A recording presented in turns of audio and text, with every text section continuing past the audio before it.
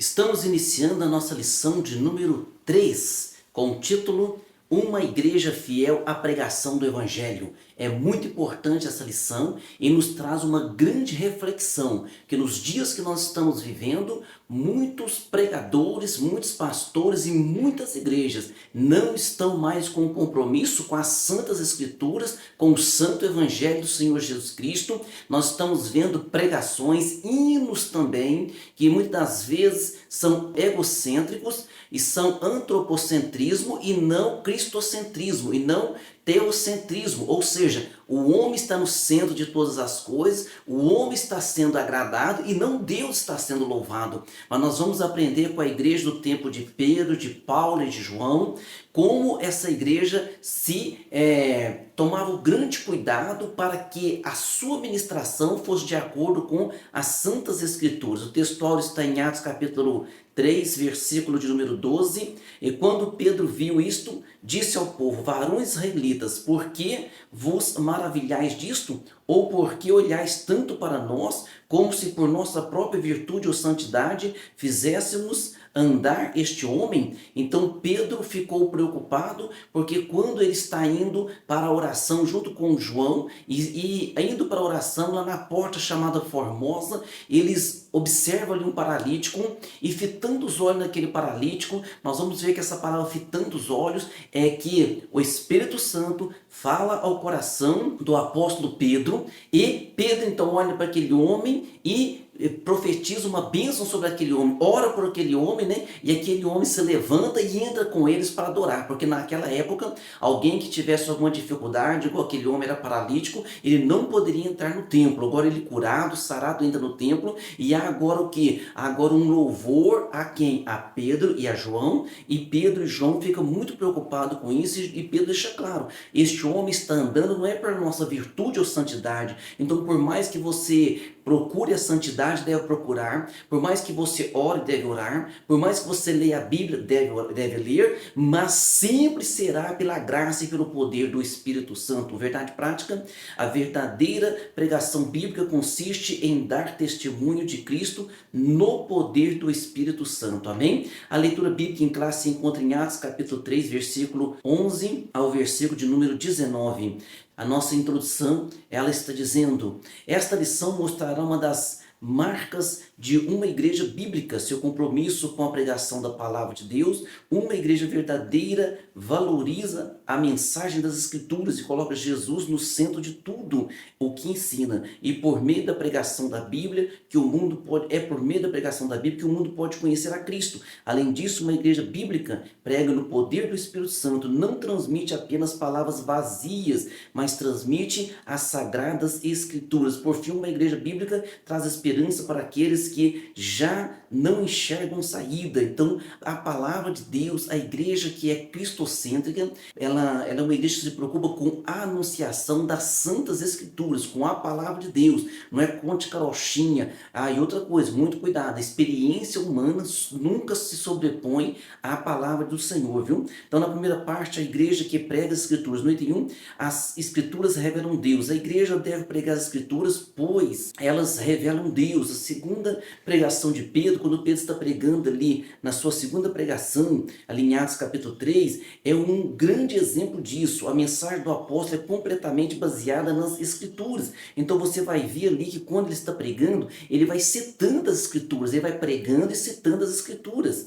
Pedro usa trechos das Escrituras para fundamentar sua pregação. Por exemplo, em Deuteronômio capítulo de número 18, nós vamos ver ali os versículos 18 e 19, dizendo assim, eis que lhe suscitarei um profeta do meio de seus irmãos, como tu, e porei as minhas palavras na sua boca, e ele lhes falará tudo que eu lhe ordenar. Ou seja, Moisés está dizendo, eu estou aqui como profeta, vocês não estão me dando ouvido, mas vai levantar um, a este vocês ouvirão. É claro que é o Senhor Jesus Cristo. Versículo 19, e será que qualquer que não ouvir as minhas palavras, que ele falar em meu nome, eu requererei dele. Então agora Pedro vai citar. Pedro diz assim, no versículo 23, que Atos 3, 23, e acontecerá que toda alma que não escutar esse profeta será exterminada dentre o povo. Então Jesus é um profeta ao qual ninguém pode deixar de dar ouvidos.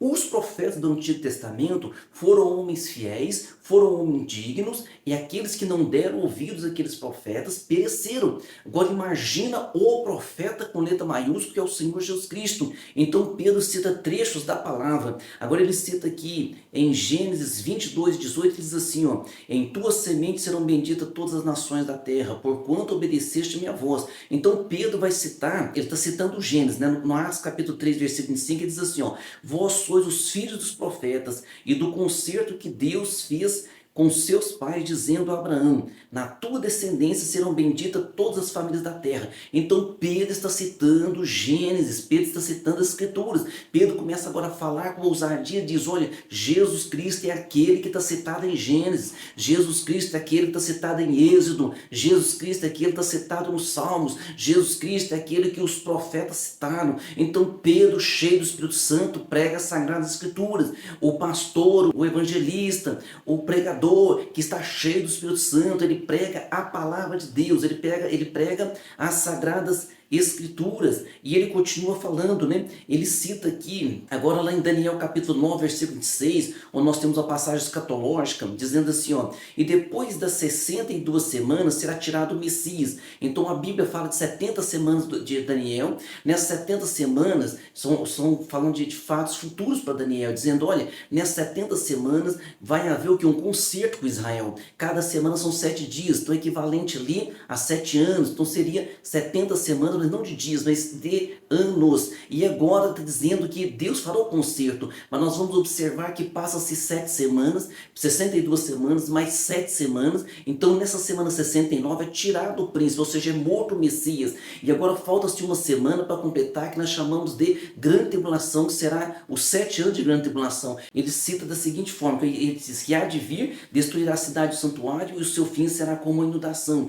e até o fim haverá guerra, estão determinadas as solações. Ao citar essa passagem, ele vai falar lá em Atos 3:18. Ele está pregando. Agora ele está pregando e vai usar o que? As Sagradas Escrituras. Atos 3:18 diz assim, ó: mas Deus assim cumpriu o que já dantes pela boca de todos os seus profetas havia anunciado, que o Cristo havia de padecer. Então ele está explicando que o Cristo havia de padecer. Além disso, Pedro mostra que Deus sempre esteve presente e agindo na história do seu povo, da mesma forma que os autores da Bíblia falavam sobre uma revelação de Deus ao longo dos tempos. Então sempre que eles estão falando sobre uma revelação de Deus. Por exemplo, Jacó, quando ele está indo para a terra ali do seu tio, então Jacó, ele deita ali no meio do caminho e ele tem um sonho, ele vê uma escada, e nessa escada ele vai ver anjos subindo e descendo, e ele cita assim Gênesis 28:13: e eis que o Senhor estava em cima dela, em cima dessa escada, e disse: eu sou o Senhor, o Deus de Abraão teu pai, o Deus de Isaque. Essa terra em que estás deitado, te darei a ti e a tua semente. Então Deus falando com ele. Então no decorrer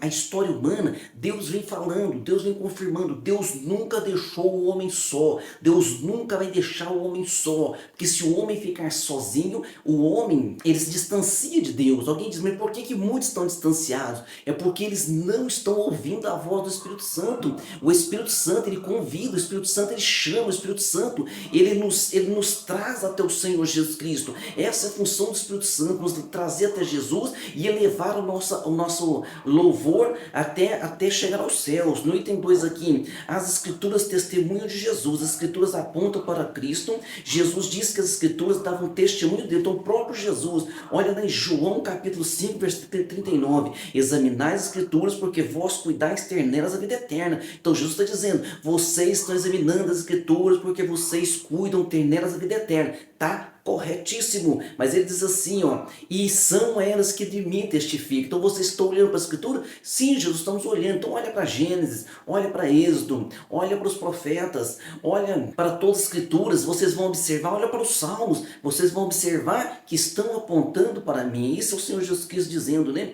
E a pregação de Pedro invocou o testemunho das Escrituras para que eles entendessem, Pedro lembrando a eles que era necessário que Jesus Cristo morresse e ressuscitasse ao terceiro dia. Veja bem, quando quando Pedro prega, ele prega cheio do Espírito Santo, que quando Jesus morre e ressuscita ao terceiro dia, os próprios apóstolos não se lembravam dessa promessa. Então foi necessário que Jesus dissesse o seguinte: olha, vou para o Pai, vos enviarei o Espírito Santo, porque vocês não poderão caminhar sozinhos sem a ajuda do Espírito Santo. No item 3 agora, nós temos aqui o subtítulo, as Escrituras confrontam o pecado. A verdadeira pregação também mostra o problema do pecado e o confronta. Você vai ver lá em Atos capítulo 3, versículo 19, o apóstolo Pedro dizendo assim: arrependei-vos e convertei-vos para que sejam apagados os vossos pecados e venham-se os tempos de refrigério pela presença do Senhor. Então nós vamos observar ali que esta palavra, no grego, a palavra é metanoio, que significa arrependimento, mas ela tem um significado muito mais profundo de que apenas arrependimento, mas é uma mudança de mente, uma mudança de interior,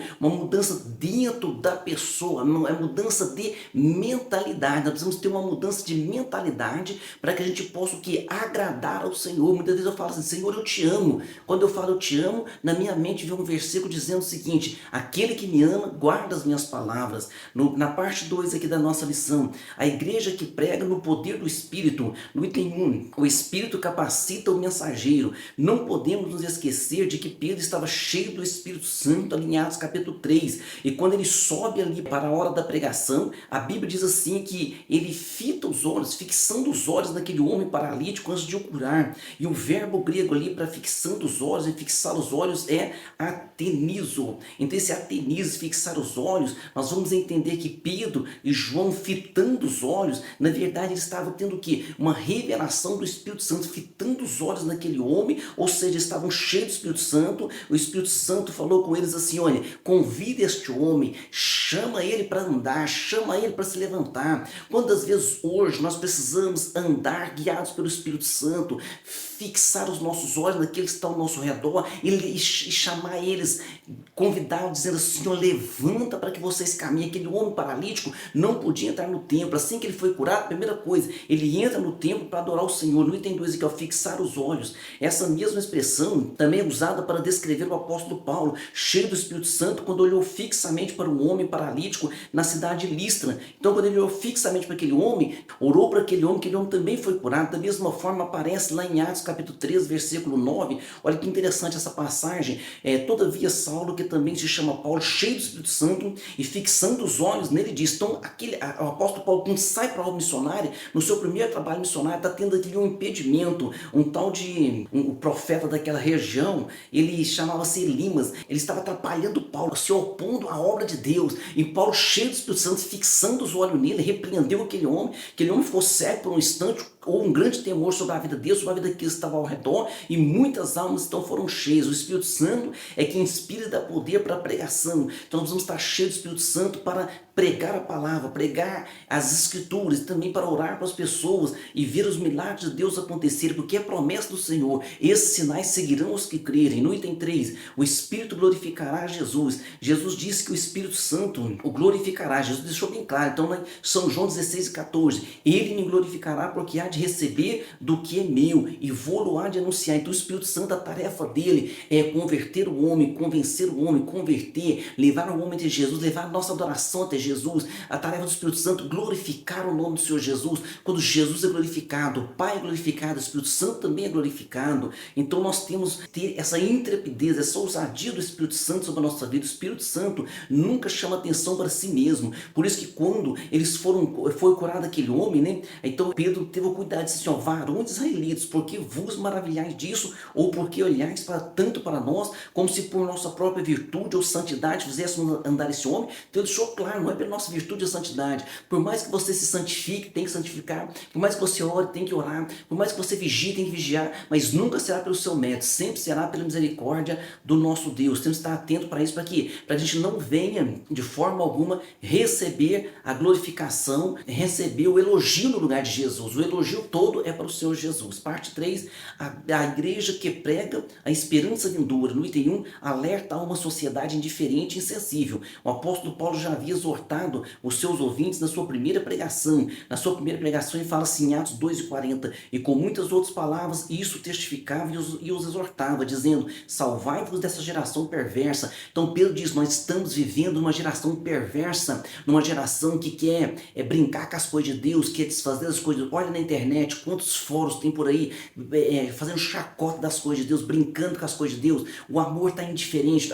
No meio do próprio povo de Deus, Jesus Cristo diz o seguinte: por se multiplicar a iniquidade, o amor de muitos se esfriará. E também Pedro deixa claro em Atos 3,17: e agora, irmãos, eu sei que o que fizeste, eu fizeste por ignorância, como também os vossos príncipes. Ou seja, vocês mataram Jesus, não foi por ignorância. O que é ignorância? Falta de conhecimento. Nós estamos vivendo numa geração de falta de conhecimento. A nossa educação, ela está defasada. Essa defasagem na nossa educação, ela vem já de alguns anos. Então nós temos uma grande dificuldade de interpretação de texto. Então quando você está lendo a Bíblia, muitas vezes falta o quê? Esse entendimento. Então a Bíblia antigamente falava-se ignorância. Hoje parece que é uma palavra dura de se falar, mas então devemos procurar conhecimento. A palavra de Deus diz em Oséias capítulo 3: conheçamos e prossigamos em conhecer o Senhor. Era, portanto, uma geração sem esperança. A insensibilidade às coisas espirituais é a marca daqueles que não conhecem a Deus. No item 2 aqui da última parte, a promessa da segunda vinda. Concluindo a sua pregação, Pedro deixa uma mensagem de esperança. Diz assim: ó, e venham assim os tempos de refrigério pela presença do Senhor, lá em Atos 3,19. E por um lado, os ouvintes do apóstolo já podiam experimentar essa bênção prometida a Abraão, né? Porque quando Abraão diz, né, em ti serão benditas todas as famílias da terra, Jesus Cristo já estava ali com eles, morreu, ressuscitou e já havia prometido a eles o Espírito Santo, já havia enviado o Espírito Santo, ou seja, eles já eram participantes, como nós também já somos participantes dessa bênção. Essa bênção, portanto, já era realidade, então já é uma realidade entre nós, viu? Trata-se de uma futura restauração de todas as coisas. Então nós temos também essa viva esperança e nós também continuamos a falar dessa viva esperança. Nós temos a esperança da restauração de todas as coisas, como Jesus Cristo fez uma promessa a Israel: virá socorrer Israel no final da grande tribulação, estabelecerá o seu milênio. Antes disso, arrebatará a sua igreja e nós estaremos para sempre com ele. Vamos cear com o Senhor nos ares, vamos governar com Jesus durante os 1000 anos. Então é promessa bíblica. Conclusão: chegamos ao fim de mais uma lição. Nela vimos a grande importância que a pregação bíblica tem e como devemos ser fiéis à exposição do texto sagrado. Então nós temos que ser fiéis à exposição do texto. Ela lê lá um versículo, ela vai para lá, vai para cá, vai para lá, vai para cá e por fim parece que não sai nada. Então precisamos ler o trecho junto com a igreja e fazer a exposição daquele trecho, fazer a explicação daquele texto e a aplicação daquele texto, viu? Então que Deus nos faça mais entendimento e honrarmos mais a tua santa e bendita palavra, amém? Vamos às nossas perguntas. Número 1, em que a pregação do apóstolo Pedro é baseada? Ela é baseada nas sagradas escrituras. Então o apóstolo Pedro usou trechos das escrituras para explicar aquele movimento do Espírito Santo. Pergunta 2, o que a pregação de Pedro invocou? Ele invocou o testemunho das escrituras, porque através do testemunho das escrituras ele deixou claro, as escrituras já prediz que o Cristo iria morrer, mas precisamos arrepender. Então, por mais que alguém dissesse assim, ele iria morrer mesmo, mas precisamos arrepender. Por quê? Porque nós não demos ouvidos à sua voz. Pergunta 3, como a expressão fixar os olhos é usado para descrever o apóstolo? Então ele é usado para descrever o apóstolo em momentos de revelação, reconhecimento ou atenção especial. Então essa palavra ela é usada quando os apóstolos cheios do Espírito Santo, né, iam fazer alguma obra ali miraculosa, que eles fixavam os olhos e o Espírito Santo revelava, falava com eles e usava a vida de cada um deles, e continua fazendo o Espírito Santo em nossos dias, amém? Pergunta 4, como podemos identificar uma pregação não bíblica? Então podemos identificar uma pregação não bíblica quando ela tira o foco do Senhor Jesus Cristo e coloca o foco no homem. Aí nós observamos, não é isso? Pergunta 5, de quem é a marca da insensibilidade espiritual? É a marca daqueles que não temem a Deus. Então que o Senhor Jesus Cristo nos dê sempre a graça e inspiração na sua santa e bendita palavra. Deus abençoe você e sua família e até a próxima aula.